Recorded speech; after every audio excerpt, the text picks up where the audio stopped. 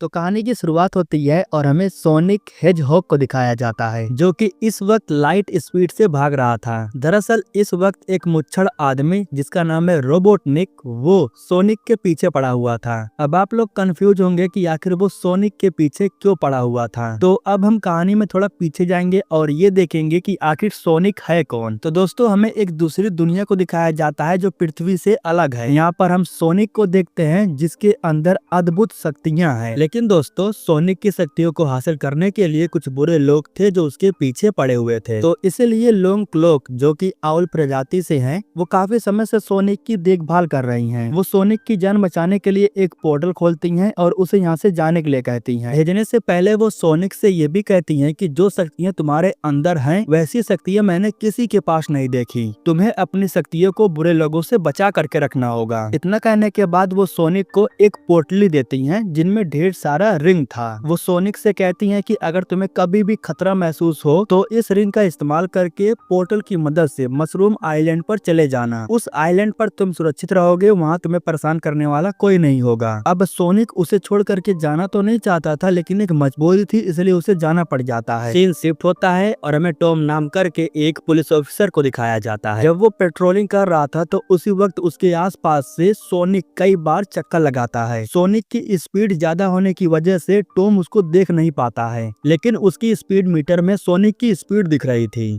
दरअसल सोनिक उस पोर्टल के जरिए जिस ग्रह पर आया वो थी पृथ्वी। यहाँ पर आने के बाद हमें मालूम चलता है कि सोनिक इस वक्त गुफा के अंदर रह रहा है। वो इस गुफा के अंदर लगभग 10 सालों से रह रहा है। उसके पास अंगूठी और वो मैप भी है जो लोंग क्लोक ने उसे दिया था। जब उसे खतरा महसूस हो तो रिंग का इस्तेमाल करके पोर्टल खोलना है और उसे मशरूम आइलैंड पर चले जाना है। लेकिन अभी वो सुरक्षित महसूस कर रहा है, इसलिए वो यहाँ पर है। सोनिक हमें बताता है कि ग्रीन हिल्स के गाँव में वो सबसे ज्यादा टॉम के ऊपर नजर रखता है, क्योंकि टॉम की जो आदतें हैं वो सोनिक को काफी अच्छी लगती है। वो टॉम की बीवी मैडी की भी नकल करते रहता है। दिक्कत की बात यह है कि इस गांव में एक बूढ़ा आदमी है जो कि सोनिक को देख लिया है।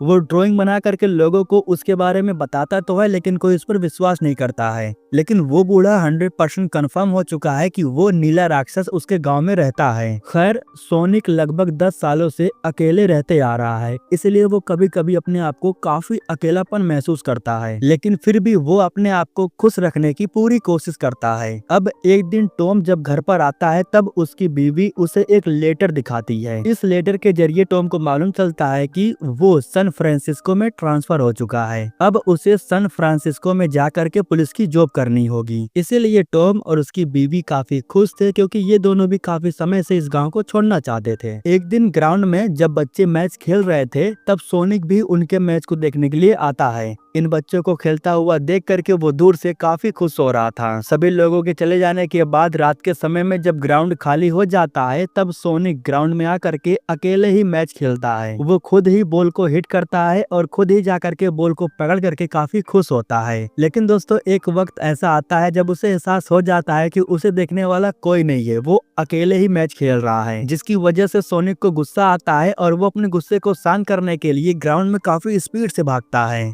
उसके इस स्पीड की वजह से एक जोरदार धमाका होता है और पूरे गांव की बत्ती गुल हो जाती है। टॉम अपने दोस्त वेड के पास कॉल करके पूछता है कि आखिर ये सब कुछ हो क्या रहा है, लेकिन वेड को कुछ नहीं पता था और वैसे भी वेड के पास ढेर सारा कॉल पहले से ही आ रहा था। अब इस प्रॉब्लम को सोल्व करने के लिए एक मीटिंग रखी जाती है जिसमें जनरल और मिनिस्टर भी आते हैं। कोई कह रहा था कि ये एलियन अटैक है तो कोई कह रहा था कि हम पर हमला होने वाला है, लेकिन इन्हें जानना ये था कि इसकी शुरुआत कहाँ से हुई है और उस ऊर्जा का स्रोत क्या है। तो इसलिए मिनिस्टर अपने एक खास वैज्ञानिक को जांच करने के लिए यहाँ पर बुलाते हैं और वो था मुच्छड़ वाला आदमी रोबोटनिक, जिसे हमने मूवी के शुरुआत में ही देखा था। जिस जगह पर धमाका हुआ था उस जगह पर आने के बाद रोबोटनिक अपने सारे ड्रोन्स को चारों तरफ फैला देता है। जंगल में जा करके जब ड्रोन्स जांच कर रहे थे तब उन्हें फुटप्रिंट्स मिलता है और जब उस फुटप्रिंट को रोबोटनिक अच्छे से जांच करता है तब उसे मालूम चल जाता है कि ये किसी एलियन की फुटप्रिंट है। इतना तो उसे मालूम चल गया था कि ये फुटप्रिंट हमारे ग्रह के किसी भी इंसान का नहीं है। इधर सोल्जर ड्रोन के जरिए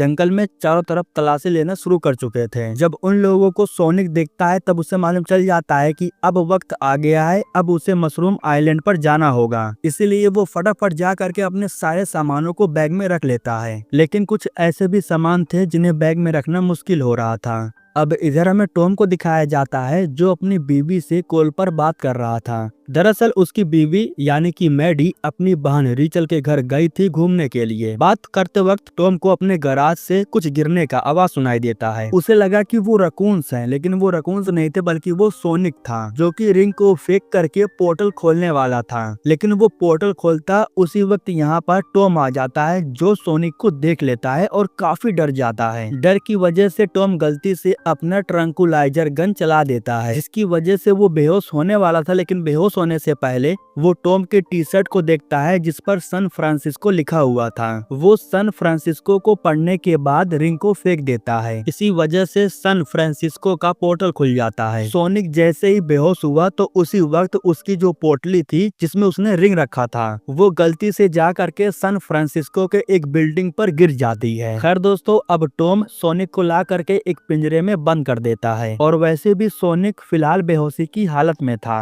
लेकिन जब सोनिक को होश आता है तब वो पिंजरे को खोल करके आराम से बाहर आ जाता है। टॉम पूछता है उससे कि तुम हो कौन और आए कहां से हो। सोनिक कुछ बताता उससे पहले रोबोटनिक अपने सारे रोबोट्स को लेकर के यहाँ पर आ जाता है, जिसको देख करके सोनिक बहुत डर जाता है और टॉम से कहता है कि प्लीज मुझे बचा लो, वो मुझे पकड़ना चाहता है, मेरी शक्तियों को हासिल करना चाहता है। टॉम भी बहुत अच्छा आदमी था, इसलिए वो सोनिक को ले जा करके ऊपर के एक कमरे में छुपा देता है। अब इधर जो रोबोटनिक था वो सोनिक को ढूंढते ढूंढते टॉम के घर पर आकर के पहुंच चुका था। वैसे तो टॉम उसे अपने घर के अंदर जाने से मना कर देता है, लेकिन रोबोटनिक भी काफी चालाक था। वो अपने सारे गैजेट्स को टॉम के घर के अंदर भेज देता है तलाशी लेने के लिए। उसके ड्रोन्स घर के अंदर जाते हैं और चारों तरफ स्कैन करने लगते हैं। वैसे तो सोनिक अपने आप को उन ड्रोन से बचा रहा था, लेकिन जैसे ही ड्रोन नजदीक आते हैं तो सोनिक डर जाता है और बोल बन जाता है। कुछ गिरने की आवाज सुन करके रोबोटनिक को शक होता है, इसलिए वो भाग करके घर के अंदर आ जाता है और घर के अंदर उसे सोनिक के शरीर का एक पंख मिलता है, जिससे वो समझ जाता है कि सोनिक यहीं पर है। वो अपने ड्रोन्स की मदद से उसे धमकी देने लगता है। टॉम को बचाने के लिए सोनिक बाहर निकल आता है। तभी टॉम रोबोटनिक को एक पंच मारने के बाद उसके ड्रोन्स को भी डैमेज कर देता है। इसके बाद वो सोनिक को अपने साथ लेता है और कार में आकर के बैठ जाता है। रोबोटनिक के और लोग यहाँ पर आते उससे पहले टॉम सोनिक को लेकर के यहाँ से निकल जाता है। यहाँ पर हम स्टोन को देखते हैं जो कि रोबोटनिक का एक प्रकार से बॉडीगार्ड है। रोबोटनिक उससे कहता है कि मुझे उस नीले राक्षस की सारी शक्तियाँ चाहिए। इधर टॉम जब सोनिक को लेकर के भाग रहा था तब वो उससे पूछता है कि तुम्हें जाना कहाँ पर है। तब सोनिक कहता है कि मुझे अपनी शक्तियों को बचाने के लिए मशरूम आइलैंड पर जाना होगा, लेकिन सबसे पहले मुझे वो रिंग चाहिए जो तुम्हारी वजह से सैन फ्रांसिस्को में जाकर के गिर गई है। रिंग को हासिल करने के लिए सोनिक टॉम से गुजारिश करता है कि वो उसे लेकर के उस जगह पर चले, क्योंकि वो उस जगह पर अकेले जा करके रिंग को नहीं ले सकता है। रात हो जाने के बाद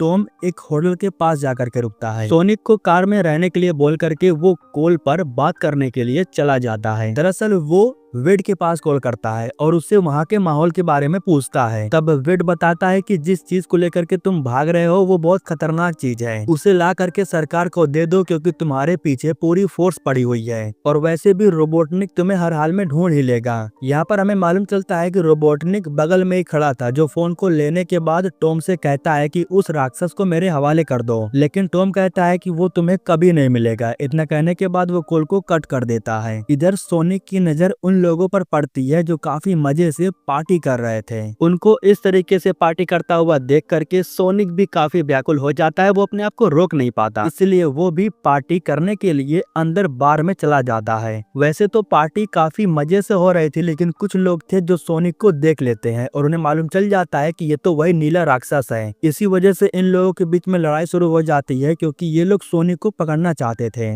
लेकिन मौका रहते टॉम और सोनिक आकर के अपनी कार में बैठते हैं और यहाँ से भाग जाते हैं। अब इसके बाद टॉम सोनिक को लेकर के एक होटल में जाता है जहाँ ये लोग रात बिताते हैं। अगले दिन सुबह में उठने के बाद जब ये दोनों सैन फ्रांसिस्को के लिए निकलते हैं तब हमें मालूम चलता है कि रोबोटनिक को इनकी लोकेशन के बारे में मालूम चल गया है, इसलिए वो इन पर हमला करने के लिए अपने ड्रोन्स को इनके पास भेजता है। जब ये दोनों कार में बैठे हुए थे तो उसी वक्त इनके ऊपर हमला होता है, जिसके बाद सोनिक टॉम से कहता है कि तुम कार को ड्राइव करो, मैं उसे जा करके संभालता हूँ। इसके बाद सोनिक जा करके रोबोटनिक के ड्रोन्स पर हमला करता है और उसे उड़ा देता है। लेकिन जब सोनिक जैसे ही जा करके कार में बैठता है तो उसी वक्त वो दोबारा एक और ड्रोन को भेजता है। वो ड्रोन इनकी कार को बहुत ही बुरी तरीके से डैमेज कर देता है। और सबसे बड़ी दिक्कत की बात ये थी कि वो छोटा सा ड्रोन सोनिक के शरीर से आकर के चिपक गया था। वो जैसे ही उसे शरीर से निकलता है तो उसी वक्त धमाका होता है, जिसमें सोनिक जख्मी हो जाता है। सोनिक को जख्मी देख करके रोबोटनिक को बड़ा मजा आ रहा था। इधर हमें दिखाया जाता है कि सोनिक को बचाने के लिए टॉम उसे लेकर के अपनी बीवी के पास आता है,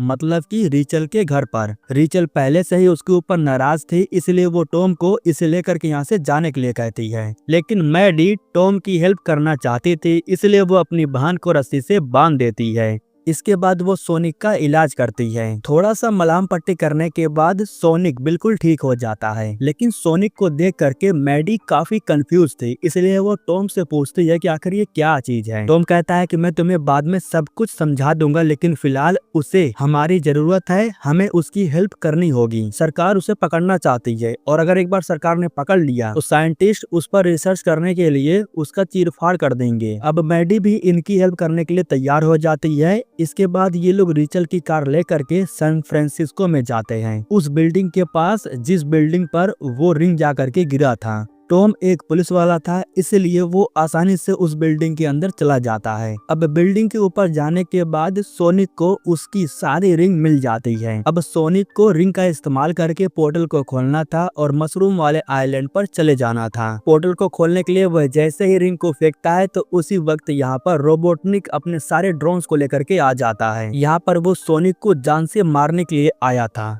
रोबोटनिक हमला करता उससे पहले सोनिक भागते हुए जाता है। वो टॉम और मैडी को नीचे धक्का दे देता है। रोबोटनिक जब सोनिक के ऊपर हमला करता है तब वो सभी चीजों को स्लो मोशन में कर देता है, जिसकी वजह से वो इस हमले को आसानी से रोक लेता है। टॉम और मैडी को बचाने के लिए वो नीचे एक रिंग फेंक करके पोर्टल खोल देता है। उस पोर्टल की मदद से टॉम और मैडी एक सुरक्षित जगह पर चले जाते हैं। लेकिन दोस्तों अब इधर जो रोबोटनिक था वो अपने ड्रोन के जरिए सोनिक का पीछा कर रहा था और सोनिक भी भाग रहा था। अब ये सीन बिल्कुल वहीं पर आ जाता है जिसे आपने मूवी के शुरुआत में देखा था। सोनिक के ऊपर रोबोटनिक लगातार हमला कर रहा था और सोनिक भी अपनी जान बचाने के लिए भाग रहा था। वो रोबोटनिक को चकमा देने के लिए वो ढेर सारे पोर्टल्स को भी खोल देता है। आखिरी में सोनिक जैसे ही पोर्टल को खोलता है तो उसी वक्त रोबोटनिक उसके ऊपर हमला कर देता है, जिसकी वजह से सोनिक जख्मी हो करके नीचे गिर जाता है। रोबोटनिक उसी वक्त अपने सारे ड्रोन को लेकर के सोनिक के बहुत करीब आ जाता है। सोनिक को बचाने के लिए टॉम भी पोर्टल खोल करके यहाँ पर आ जाता है। वो रोबोटनिक पर हमला करता है, लेकिन वो टॉम को नीचे धक्का दे देता है। अब रोबोटनिक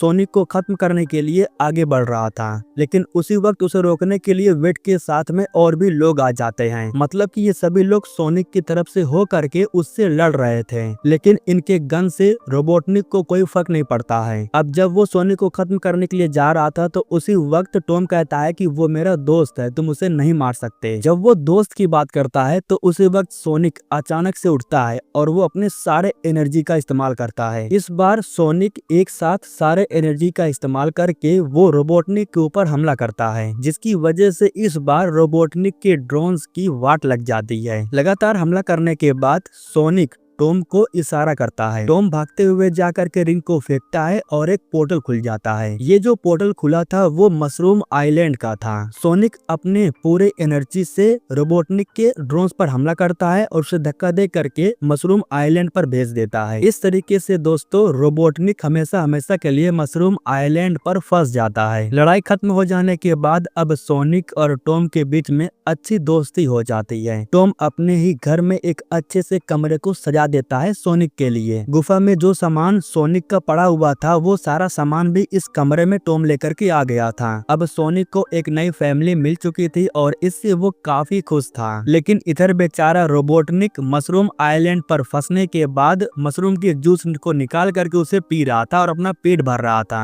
अभी भी उसे इस बात की उम्मीद थी कि वो एक दिन सोनिक को मार करके अपना बदला जरूर लेगा। खैर दोस्तों वो तो देखा जाएगा कौन किससे बदला लेगा। मूवी खत्म होने से पहले पहले हम एक पोर्टल को देखते हैं और उस पोर्टल में से टेल्स बाहर निकलता है। टेल्स के पास पावर थी उड़ने की और वो यहाँ अपने यंत्र से सोनिक को ढूंढ रही थी। अब वो सोनिक को क्यों ढूंढ रही थी, अगर आपको जानना है तो इसका सेकंड पार्ट हमने डिस्क्रिप्शन में दे दिया है, तो आप क्लिक करके देख सकते हो। फिलहाल दोस्तों ये कहानी यहीं पर खत्म हो जाती है। दोस्तों हमारे YouTube चैनल को सब्सक्राइब करने के लिए आप लोगों का दिल से शुक्रिया।